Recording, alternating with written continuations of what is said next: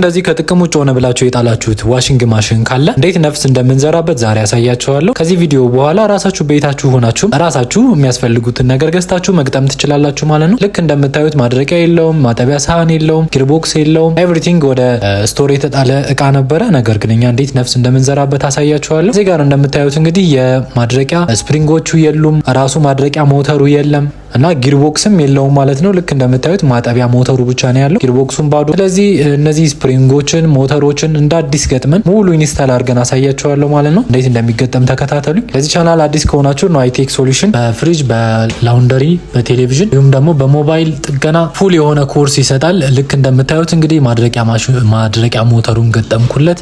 ከዚህ በኋላ የሚቀረን ጊርቦክስ እና የማድረቂያ ሳህን እንዲሁም ደግሞ ሴንተር ጎሚኒ እነዚህን ገጥማለሁ ማለት ነው። ጊርቦክሱን በምታዩት መልኩ አልቆለታል። ጊርቦክሱን ልክ እንደዚህ ከገጠማችሁት በኋላ ጊርቦክስ በምትገጥሙበት ጊዜ ጥርሱን ማየት አለባችሁ። እቃ ከመግዛታችሁ በፊት ጥርሱ ክብ ነው ክብ አይደለም፣ ባለ 8 ጥርስ ባለ 11 ጥርስ የሚባላል የግድ ከሳህኑ ጋር ተመሳሳይ መሆን አለበት ማለት ነው ከምትገጥሙት ሳህን ጋር። ስለዚህ ይህም እኛም እንደዚህ ሳህኑን ካስቀመጥን በኋላ ከላይ ያለችዋን ቢቴ ልክ እንደምታዩት በድሪል አጥብቀን ቀጥታ ሳህኑን በዚህ መልኩ ገጠም ነው ማለት ነው። ስለዚህ አሁን ሳህኑ ኢንስታል ሆኗል።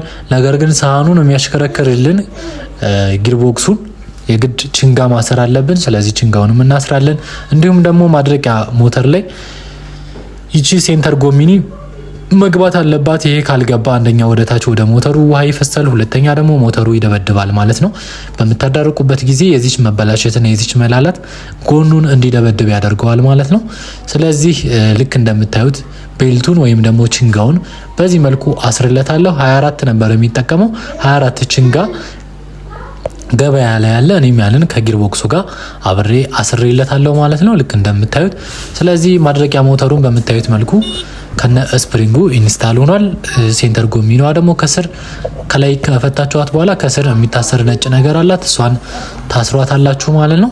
ስለዚህ ይሄንን ሴንተር ጎሚኒ ካሰራችሁ የመጨረሻው የሚሆነው የላይኛውን ከቨር ሙሉን ታነሱትና ቀጥታ የማድረቂያ ሳህኑን ትገጥማላችሁ ማለት ነው። በዚህ መልኩ ይሄ ማሽን ወደ ድሮ አቋሙ ተመልሷል።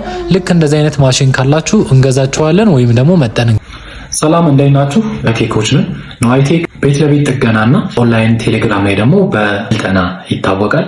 ስለዚህ ኦንላይን ላይ መሰልጠን የምትፈልጉ በፍሪጅ በቴሌቪዥን በዋሽንግ ማሽን እና ሃርድዌር በፎን ሶፍትዌር 3ኛ ዙር ምዝገባ ጀምረናል። ስለዚህ እንዴት አድርገን ነው ክላሱን የምንወስደው ብላችሁ የጠየቃችሁኝ ያላችሁ፣ ክላሱ የሚሰጠው እንዴት ነው? እዚህ ጋር በምታዩት መሰረት ፎን ሶፍትዌር ለምሳሌ ክላስ ጀምሯል።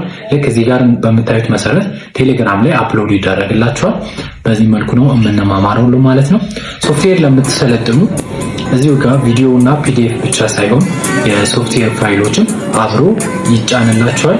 እንዲሁም ደግሞ እንዴት ከኢንተርኔት ላይ እንደምታወርዱ ዲፕ የሆነ ኤክስፕላኔሽን ይኖረዋል ከፕራክቲካል ስልጠና ጋር ማለት ነው። ቴሌቪዥን፣ ፍሪጅ፣ ዋሽንግ ማሽን፣ ፎን ሃርድዌር አሁን በቅርብ ይጀምራል። መመዝገብ የምትፈልጉ በኢንቦክስ አውሪ፣ እንማማራለን ማለት ነው።